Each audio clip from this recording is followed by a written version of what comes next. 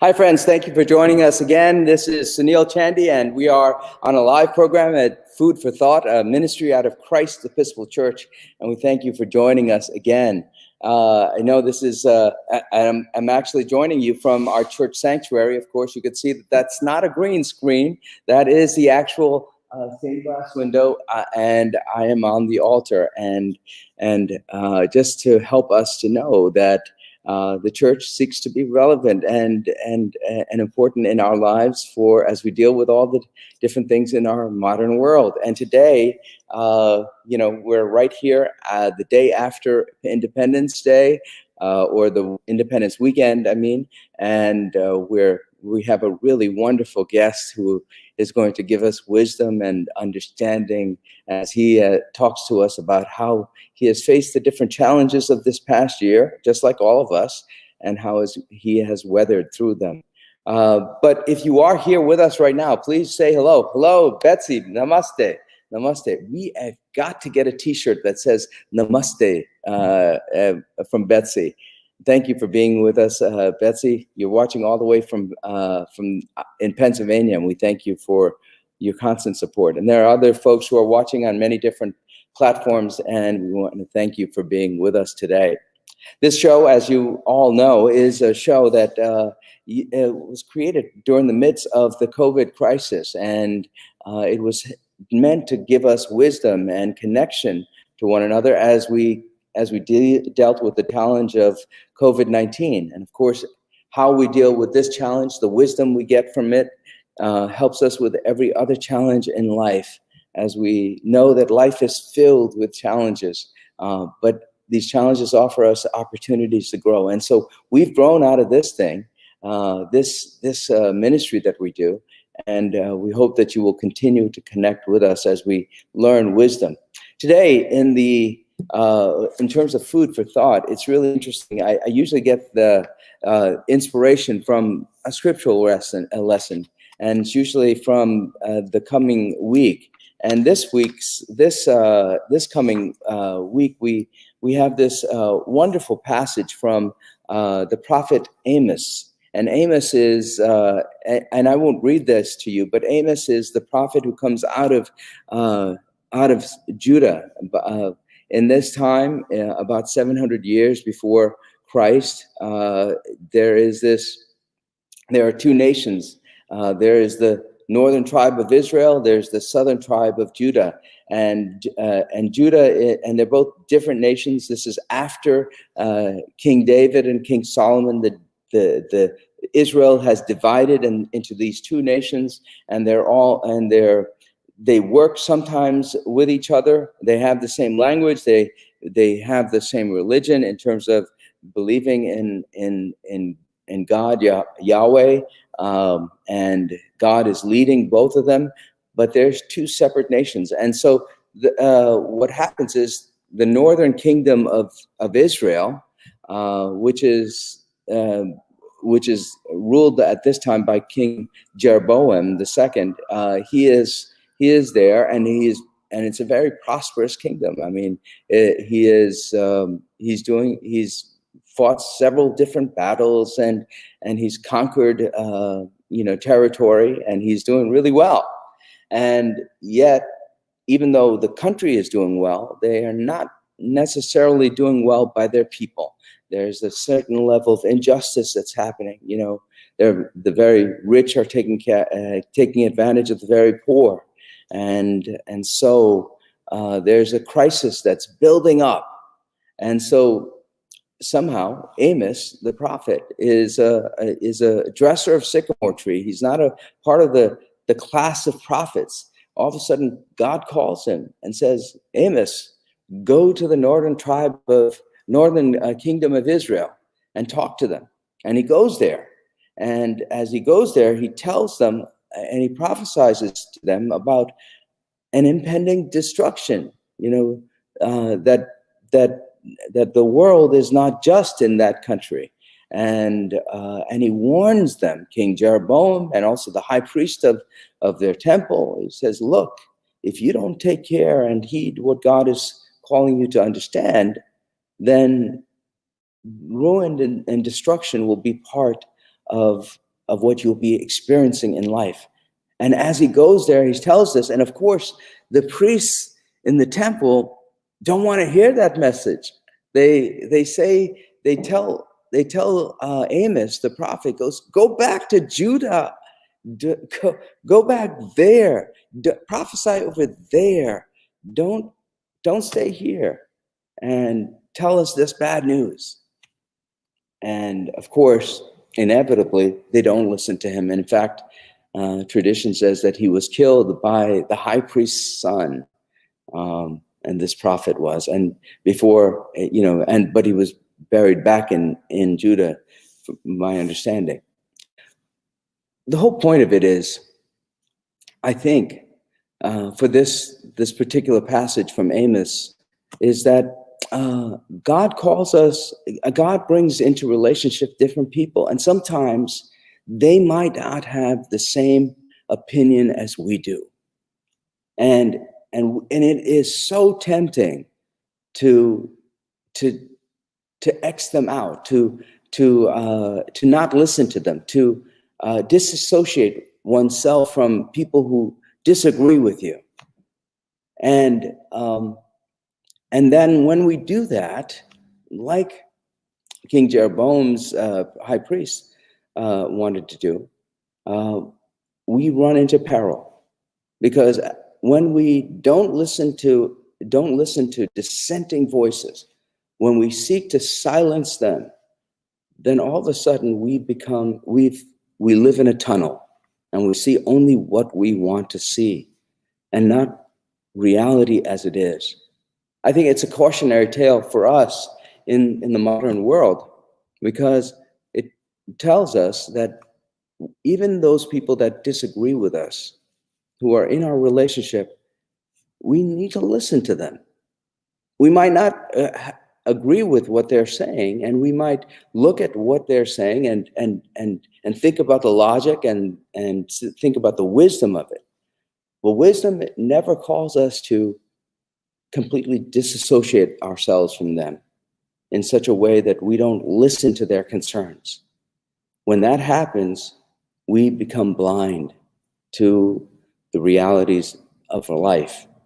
And in actuality, what happens is there is the way that the people of Israel were treating their people were unjust, and then of course there was enemies all around, and eventually those enemies attacked, and there was internal discord within the nation, and the nation wasn't strong enough to battle those people from outside, and eventually the kingship was lost, and the people were lost too.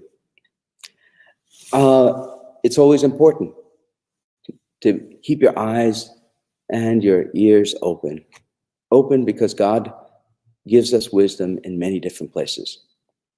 Today, we have a wonderful guest, and he is going to give us wisdom. And we're greatly honored to have him. He's unusual for us, because I haven't had a person of his stature to interview in a while. Of course, we've had the governor and the lieutenant governor and bishops and so forth, but Al Copley is a musician, and he's a Grammy-winning musician. And so let me give you a little bit of his background. Al Copley was born Almond Legrand Copley, and he is an American blues pianist and singer, plus arranger and co-founder of Roomful of Blues. After 16 years with Roomful, Copley relocated to Europe in 1984 and back to the US in 2010. He's been performing extensively in Europe and in the Northeast US since 2010, and appears regularly in New England, Switzerland, and Paris, and continues to develop in style and taste, always noted for energy, versatility, and harmony. He's been included in the Chapin Roberts 2018 Broadway Jazz Festival in Manhattan, with stars from Chapin's hit plays Blues in the Night, Smokey Joe's Cafe, Five Guys Named Mo, and Bumbling Brown Sugar. In 2016, Copley instigated a reunion recording of the 1970s version of Roomful of Blues. This is due to be released in 2021. The goal, according to co-founder Duke Robillard, was to make a record equal to or better than our first record. And he goes on here, career highlights. Copley was twice nominated for a Grammy Award, 1983 and 1984, and in the category Best Traditional Blues Album. In 1978, he performed with the original Blues Brothers, John Belushi and Dan Aykroyd. In 1993, he opened for Eric Clapton at the Royal Albert Hall in London for 12 concerts, performing with Jimmy Vaughan. His performances on the main stage at the Montreux Jazz Festival in Montreux, Switzerland, include opening for Bob Dylan in 1998, opening for Eric Clapton's Legends in 1997, and doing the duo of Jazz Hot with Jeff Healey in 1997, and opening the Blues Summit with Etta James and B.B. King in 1993. Copley also performed at the first Montreux Jazz Festival in Japan with George Duke and McCoy Turner in 1998. He's got a number of wonderful albums, and I'm just looking forward to meeting with him in front of you. And so, Dave, please bring Al Copley on. Hello. Hi. Hello. It is such an honor to meet with you. Oh, come on. I'm just a guy. Really? May I call you Sunil? Please. Yes. You could call We're me brothers after all. Yeah, definitely. I remember one time I was on television in Amsterdam, and there was this guy from the Sudan. This was after the first Gulf War, okay? Yeah. And we're on the show together. And this guy had left the Sudan, and he'd been in New York for 5 years, and he was in Tokyo for 6 years. He spoke English, well, of course, he was from Sudan, and then he learned Japanese, and he was very comfortable wherever he went. But then the announcer asked him, "Do you ever miss your home?" And he just said simply, "Earth is my home." Yeah. And I thought that was a wonderful answer. Yeah. And I kind of tipped him over, though. Before the show starts, the camera pans across the guests and on our show today, and I was sitting next to him, and just before the camera went by, I asked him, "So what do you think about, how do you feel about monotheism versus the New World Order?" So what he gave.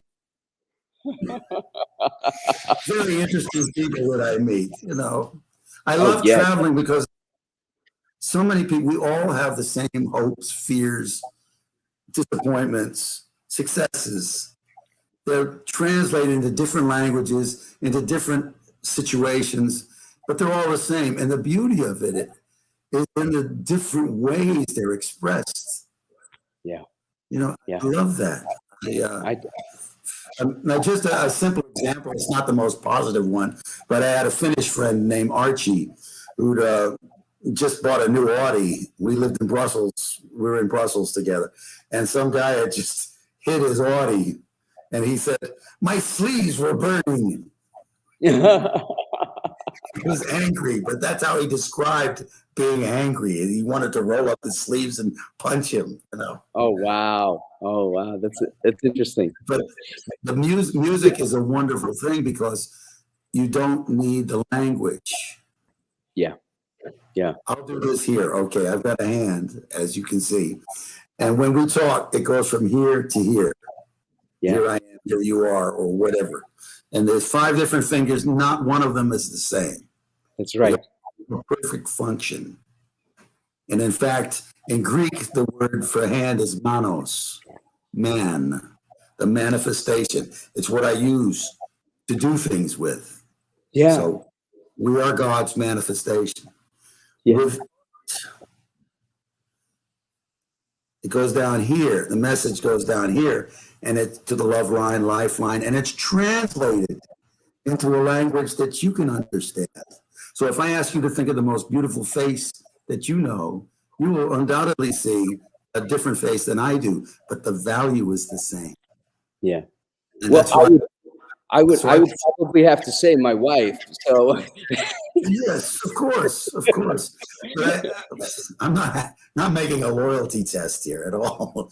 I'm just saying, with a movie, however, you have a 50-year-old producer whose image of there was a scary wood is quite different than that of a 4-year-old. Yeah. Okay. Yeah. If you ask a 4-year-old what's the scary thing in the wood, they'll come up with something that is just as frightening to him as a 50-year-old.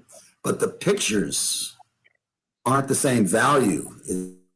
It's a mind rape, in fact, when a producer imposes his images of fear on a child. Oh yeah, yeah, definitely. Or anything. The best thing about so songs is we go back to the raconteur of the south of France in the medieval days. They had heard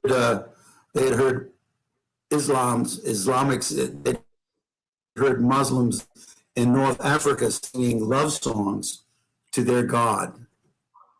Okay, and what happened in France was they translated that into a troubadour would find a lady, a royal lady that he never ever could hope to touch or marry or be close to, but he could devote his life to her, and he could sing love songs to femininity, not masculinity, but as a man singing love songs to femininity, and that turned into soul music in the U.S. in the 60s. It's a long trip.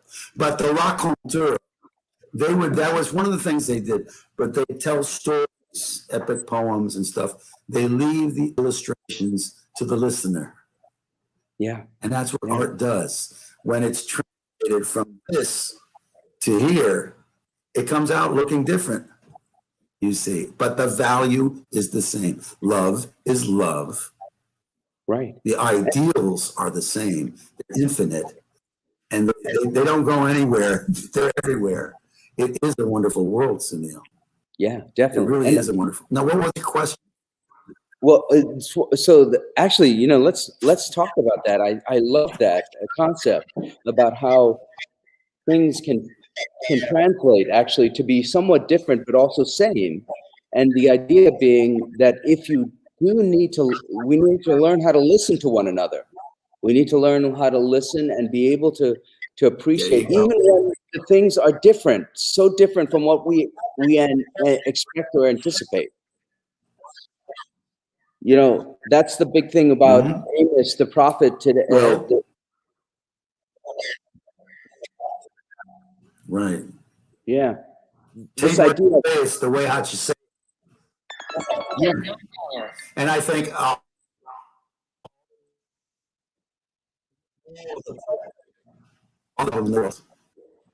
what's that again? I'm sorry. No. It was cutting off a little bit. Say it again. All of the problems in this world are the result of poor communication.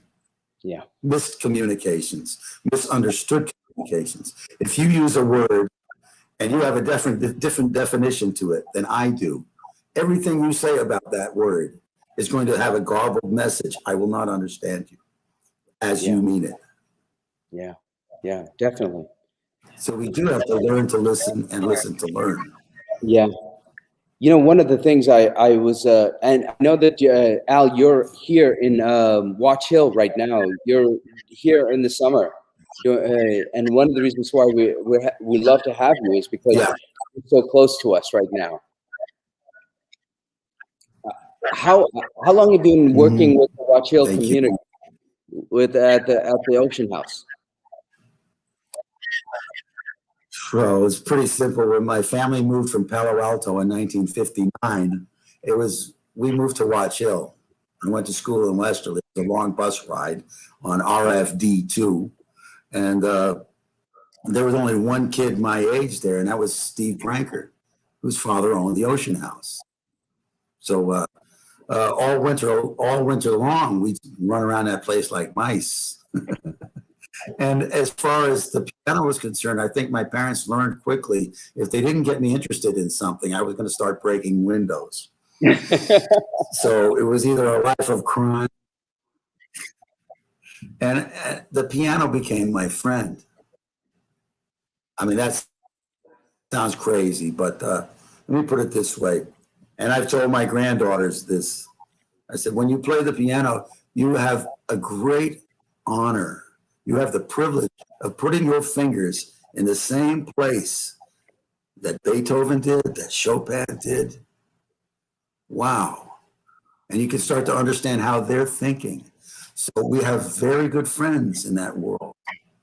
Yeah. Brahms, Debussy, Chopin, particularly Chopin, Beethoven, Bach. My goodness. And how many, all winter long, I played the piano. And so when I was 16, the piano at home looked at me and she winked. She said, you and me, you don't need anybody else. I've got all the music that you need in me, but I need you to reach in and pull it out. Wow. I've never looked back since then. Yeah. When I was 32 with Roomful of Blues, there was this push in the early 80s to play keyboards. You know, you're never going to see a real acoustic piano anymore. They're hard to tune, they're hard to mic, and they're expensive. Well, the piano looked at me again and winked, and she said, don't you love me? And piano was still an instrument in Europe. And I ran away with who became my wife shortly thereafter. And I sent out 37 cassette tapes to 37 different agents. I got 36 no's. And the one yes was from the guy who was in charge of artist relations at the Montreux Jazz Festival, one of the greatest in the world. And he had been nicknamed Gospel Willie by B.B. King, because when Willie said something was on, it was on. He was very careful. He talked about, you know, crossing your I's and dotting the T's or whatever. You have to consider the consequences. He's very Swiss about things. We talk and we talk and we talk. We decide what we're going to do. Once it goes down on paper, it does not get changed. Wow. Okay. So I had an Italian agent who was wacky. He had a great sense of humor. But he would call up Willie Lizer and say, I want a quartet for the Arco della Pace in Milan in September. You know, the city festival is 40,000 people in the park. And he gave no other details. He booked the quartet. He booked Sarah Vaughan on the same bill. And then we'd hear nothing. And it drove Willie crazy because he's Swiss. He wants to know everything that's going to happen 6 months ahead. Right. And there's no contract and there's nothing. And finally, 2 weeks before, Willie's been calling him all summer long, and he's getting this answer machine that has a recipe for gazpacho. That says, well, you know, you need a Valencian tomato. Not too big, not too small. It doesn't actually have to be from Valencia. It could be from like 50 kilometers outside of Valencia, but then you cut it into pieces, not too big, not too small, maybe 10 millimeters. It could be 20 millimeters, but not too big, not too small. And he goes, when Willie came on the phone, he said, Mr. Barkey, you must be more meticulous. Yeah. And Barkey says, Mr. Lizer, I'm a Jew born in Libya. You're lucky I'm honest. You're lucky I'm honest. I always wished I had an agent that was as meticulous as Willie Lizer and as joyful as Raphael Barkey. Oh. You know, that's life. Yeah, definitely. You see, that's the differences of culture that actually are beautiful, because we all want things to be organized and we all want to be easy about life at the same time. So some people have different ways of expressing all that. Yeah. It's the differences that make it interesting. That's the spice of life. It would be terrible if we were all the same. Yeah, it would be. It would be. Conformity is, well, yeah. It's good to be home by choice, you know, having seen the world. Yeah, definitely. Difference in living in a town and worrying about the people that live on the other side of the river. Yeah, definitely. There are people in Rotterdam that have never been to Amsterdam, and vice versa. And they tend to be boxed in. And of course, the directions for getting out of the box are on the outside of the box. That's right. That's right. That's right. Al, let me ask you. I just want to say, when I left, I knew it was a love, and a love of the piano, love of music, a desire to do more in life than just ride around in a portable park bench 100,000 miles a year around America with a bunch of lunatics. You know, I mean, we were all lunatics. I'm not putting anybody down, but rough lifestyle. It was either great or terrible, but it was never in between. Total ambiguity. And when it was great, you had laughs like no other. And when it was bad, it was really bad. But to go from that to riding around first-class trains with my wife, going to places like Gstaad or Munich or Rome, Sardinia. What a beautiful world. What a wonderful world. And to be invited by people who are interested in what you have to say. And they want to show you what they love about their place. There's no front door tourism that gives you that. You know, it's really and what did it take? The willingness to leave all. Drop it all. I left a note at the airport and got on a one-way flight to London. Wow. Leave it all behind. I had no money. I had 10 contacts. None of them worked out. I got, the other 27 while I was there. And it was the one that was the right guy. Mm. And I asked people, are you willing to leave it all? In the Testament it says, do you leave all for Christ? Yeah. That's St. Paul. He was a traveler too. Yeah, definitely. I love about the Bible because the Bible it's based somewhat on historical things, but I don't take it literally. Yeah. It's the life. Yeah. I think, it starts from one place and it ends up in one place. They're actually the same place. And in between is the journey. One human life, the journey. Yeah.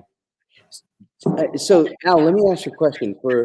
It's very tough during this time of COVID for musicians.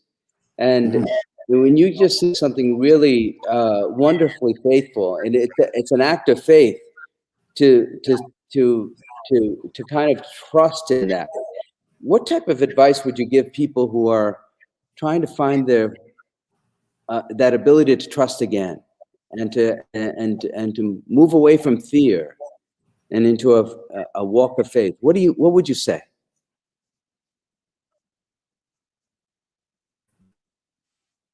Al?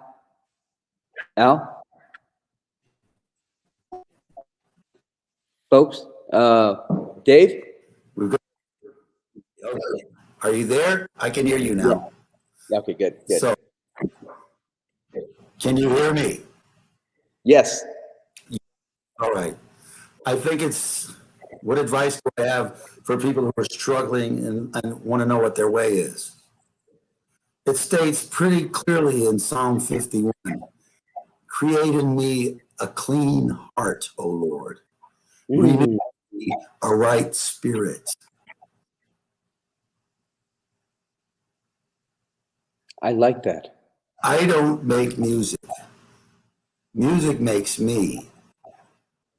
And when I understand that, music makes the performer and the audience at the same time. You cannot have music without a performer, and without the manifestation of it and the acceptance of it.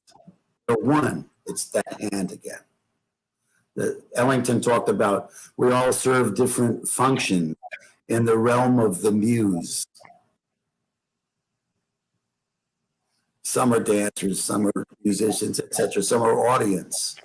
And the audience is as important to music as the musician, easily. And I think other people have realized what I've known for a long time, which is that I was not willing to spend a lot of time on Facebook doing one-way concerts. I make my recordings, and I can leave them the way I want them to be. But without an audience, there's something missing. To record, you have to know there's somebody behind the other side of that black hole. Yeah. And the beautiful thing about recordings is that 20 years later, somebody can come up and say, hey, I listened to that song. That was great. And that moved me last night, and I forgot all about it. But a live performance, wow, they start to play me after a while. And it's they get more out of me than I think I have when I listen. But the whole point is, if I have an attitude of going out on stage and I need to get something, it doesn't go well. Yeah. It's about giving. Yeah. And if you expect something, it's not giving, it's let's make a deal. There's plenty of that going on in the world today. And I can't say that I do that absolutely, but that's my goal. It was a long time ago. I heard some guy in San Francisco, an acting coach, who said, look, when you go out on stage, you have a watcher. You have a part of your brain that sees you walking out on stage and can actually go sit in the audience and see, what are you doing? What are you looking at? It's objectivity. And he says, listen, use that watcher and go out in the audience and say, what do you want to see walking out on stage? Do you want to see somebody that's needy, greedy, pompous? What do you want to see? We all want to be loved. So just love. That's my conclusion. It's very simple. And I have walked out on stage just to get my get the owl out of the way, to walk out on stage and look at an audience. I don't do this anymore, don't worry, but something similar. And say, I don't need your approval, and smile. But I say that silently to myself. I don't need your approval. And then I could smile, and they could feel that. Because if I need your approval, you can hold it back. Now, am I going to sit here and say, I'll wait for the world to change for me before I'll be happy? Forget it. It's never going to be that way. I lived in a world. I grew up in Watch Hill, and I spent the summers in Watch Hill in the yacht club, and I spent the winters in the Westerly schools. And I never really felt like I belonged fully in either group. And that held me down mentally. I'd always had this uncertainty. But when we ran away to Europe, all of a sudden you go 50 kilometers this way, there's another language, there's another way of eating. Everybody's from somewhere else. And I realized, wait a minute, instead of being a foreigner, I belong everywhere I go because I say so. I include Switzerland. Switzerland doesn't include me.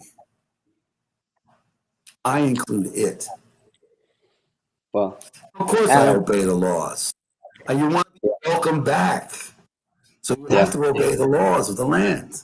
That's right. You have to.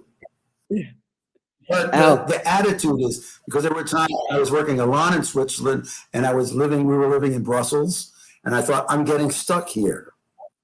And then I would remember, wait a minute, you're not in a country. The country is in you. The same way I said the ocean house is not in Westerly. Westerly is in the ocean house. That's right.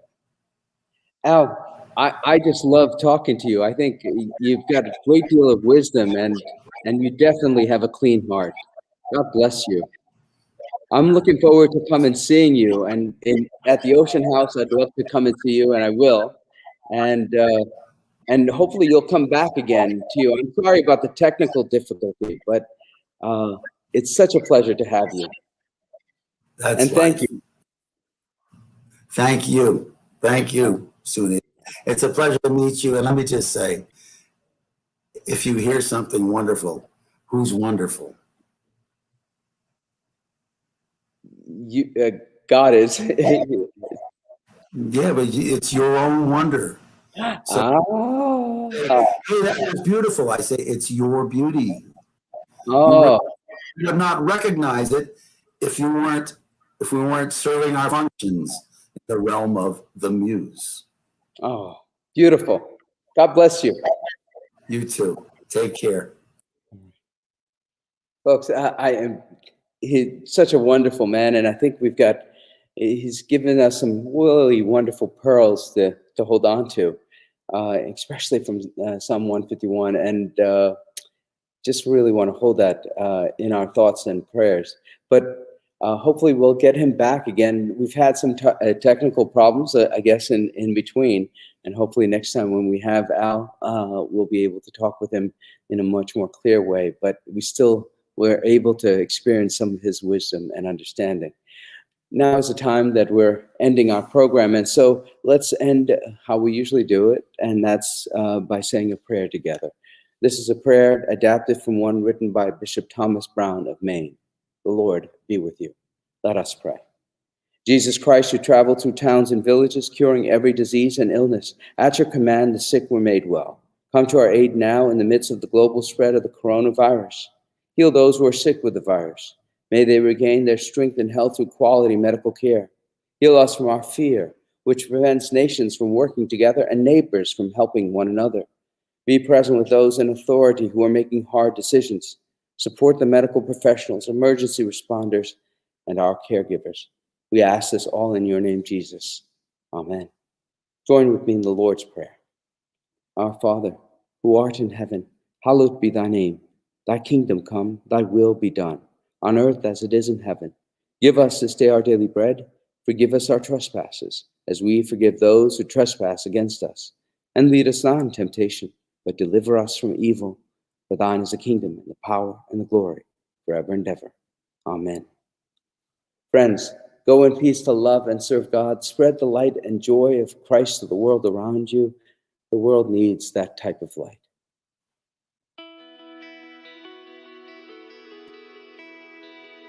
Thanks for watching. Did you know that you can join Christ Church from anywhere in the world? If you're feeling connected to what we're doing, email us today at communicate@christchurchwesterly.org.